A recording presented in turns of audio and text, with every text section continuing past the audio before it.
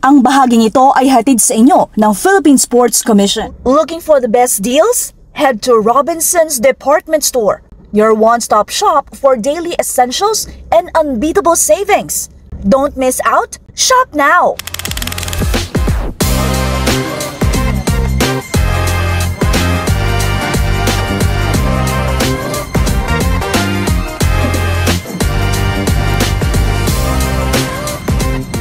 Joy, ano itong bagong advocacy mo ng NDSL?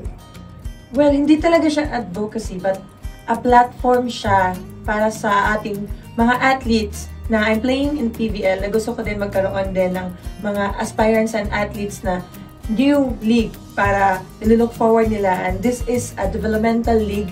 Everyone is very open to join para magkaroon sila ng new idea din na yung magiging platform na after school, if you can be in PVL, meron at meron talaga NDSL. Okay. So, bakit mo naisipan to? Actually, sir, hindi talaga ako yung pinaka-main for this NDSL. So, sila Sir Joel and sila Sir Wina nag-invite sa akin and I'm very grateful na ako yung natap nila. Actually, the story is sobrang wala ako sa plano. Okay. But they need someone for the volleyball. And yun, in-embrace ko yung position and I'm very happy na magpa-finals na kami. Ano ba ang naging experience mo? Paano ka ba napasok sa volleyball? Nakakatawa na story po, sir. Kasi nakita lang ako ng isang vice president and of Adamson University na matangkad. So, mga pare. So, nagmas sila and then na-clear sila. Bakit ang tangkad? Ganyan. Bakit nakaupo ka na nakatayo pa rin? So, yan. Ang tinap yung some teachers dun sa public school and private school, tinanong ko sino ako. And yun, dun na nag-umpisa ang story na na-invite ako na gusto mo bang maglaro sa Manila. Ako as probinsyana, syempre nakakatakot kasi wala akong family member here in Manila. Pero in-embrace ko lang yung challenge na sige po, itry ko. Nakakatawa nung dumating ako sa Adamson, naka-wedge pa ako. Kaya nagtataka yung mga teammates ko, ang tagkan-tagkan mo na, tas na-wedge ka. Anong position mo, be? So, sabi ko kay Nanay Erica, Nanay Erica Alquino, wala po akong alam kasi I don't have any idea ng mga positions sa volleyball. So sabi ko, maglalaro daw po ako ng volleyball. And then first training, asing sobrang lambot-lambot ko. Typical na wala talagang knowledge sa volleyball. And I remember, pinakaunang pinagawa sa akin is yung buong court ng basketball. Pinahawak ako ng basahan, tapos itutulak ko lang. Para nakagapang-gapang, para daw tumigas yung arms ko. And to develop muscles, kaya parang, kung babalikan ko yung story ko, paano ako napunta ngayon, sobrang nakaka-humble na experience din kasi kung hindi ko na-experience sa mga bagay-bagay na yun, hindi ako magkakaroon ng attachment sa community na gusto ko ding i-share yung mga hirap ko and to inspire them na I'm from zero, I don't have the access para sa mga magagandang league, pero yung tiyaga, yung pagiging open-minded ko na any opportunities kung i-grab lang talaga at magiging porsigito ka lang with help with kay God, nabibigyan ka ng opportunity, malayo mararating mo. Okay, so gusto mo, sa madaling sabi, gusto mong maging mas madali para sa mga galing probinsya na makarating sa pros or may ibang paglaruan? Yes, yun. And para magkaroon din sila ng experience din na kami, mga naglalaro dito sa Manila, pupunta doon kasi gusto ko din ma-invite yung mga kapwa ko athletes na pumunta din kayo sa mga provinces kung saan kayo galing or sa mga malalayo na mga probinsya kasi doon sila mas malakas kung magkaroon lang sila ng mga platform din at experience na kagaya na na-experience namin ngayon, mas madidevelop natin ang community natin sa volleyball. Okay, but personally from your experience, so gaano kahirap sa tingin mo itong project na to? Personally, na-amaze ako kasi parang smooth transition yung lahat na from college, naglaro ako ng volleyball, tapos nag-stop ako ng 1 year ng volleyball, nag-join ako ng pageantry. Yun yung eye-opener ko na nag-stop ako ng pageantry na throughout the year, naglaro ako ng volleyball. Very busy from college, UAAP, hanggang nag-pro na ako, and then I decided, okay, mag-join ako ng pageantry. Nag-join ako ng Binibining Pilipinas. After that, 3 or 4 months na journey sa volleyball, sa pageantry na yon, nag-transition naman ako. Okay, join ako sa mga, first time ko mag-join yung mga gay community na, invite kita, Joy, dalaw ka lang. Pupunta ako doon, kahit ang lalayo, and then nakikiparticipate ako.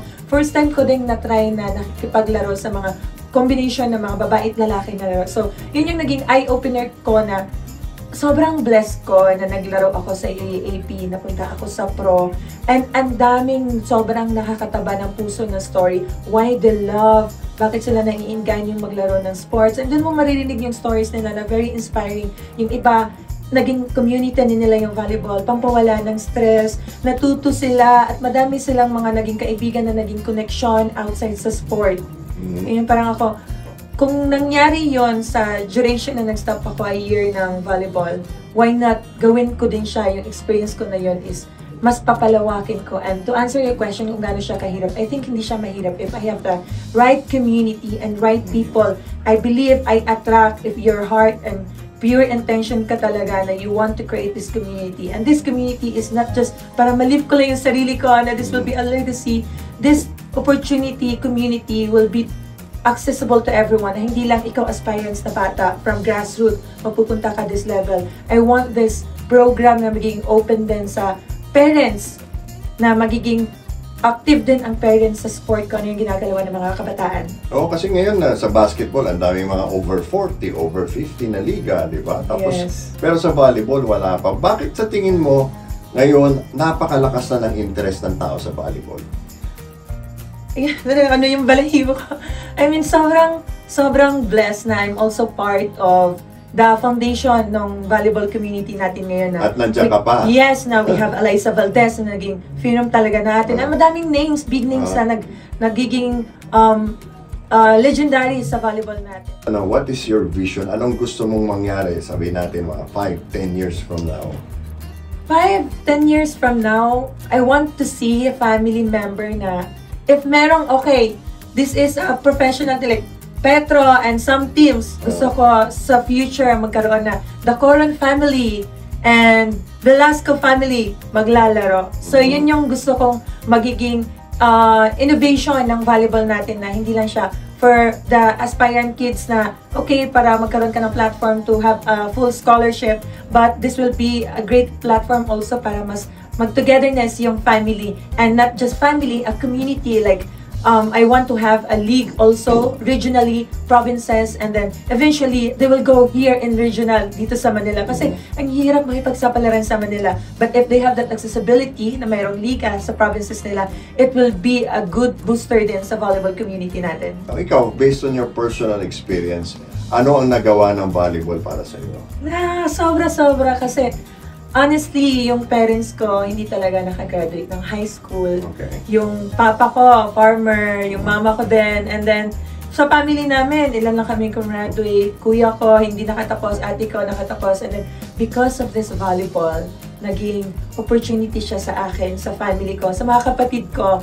Nagkaroon ako ng scholarship sa Adamson. Nag-aral ako from college, master's, and PhD. Wow. And then, I'm very blessed kasi through that scholarship program, yung kapatid ko na nasa Canada na ngayon, nag-aaral din, kagaya ko, na student athlete, pinag-graduate ng Adamson University. And now, I have the power, the access na masuportaan ko yung kapatid ko na ngayon naglalaro din sa Holy Trinity, and I'm very thankful with my volleyball community kasi without them, hindi ko mapasok sa isang school ang kapatid ko para mahalin din yung sport na nilalaro ko. Ngayon, I'm very happy na supported ako ng mga volleyball coaches sa Cebu. Nice. Na I wish I can gather hundreds of athletes to inspire, and magiging sistema nila yung naging sistema din na nabuo ng coach ko from Japan, si Coach Kojic. I-share ko yun sa kanila na how inspiring it is to have a different system from international. So, hindi yung bara-bara lang. Oo, yung galing talaga international. Kasi si Coach Kojic, before siya umalis ng Petro, nagkaroon kami ng volleyball clinic eh. Dalawang volleyball clinic. So parang ako, Coach, I want you also to be part of my system, na magkaroon tayo ng sistema, not just a very traditional volleyball, but meron na tayong a touch of international program. Tingin mo po ba gaano karami ang mga talented na bata sa volleyball? Sir, hindi ko na masasagot yan kasi sobrang dami talaga. Wow. Dolores Samar, nagpunta ako dun sa, ang daming magagaling. And hindi lang siya bata, kundi pati din yung mga may age na. And kung sila ay magkaroon ng platform nga para mas makitaan, with the help also of my NDSL League, sana makitaan sila para magkaroon ng access dito sa Manila na mga pag-aral, well-guided yung program nila. Kasi Imagine wala silang training program doon na systematic. Tapos gumaling sila. Paano sila natuto? It's because of the mga televised YouTube.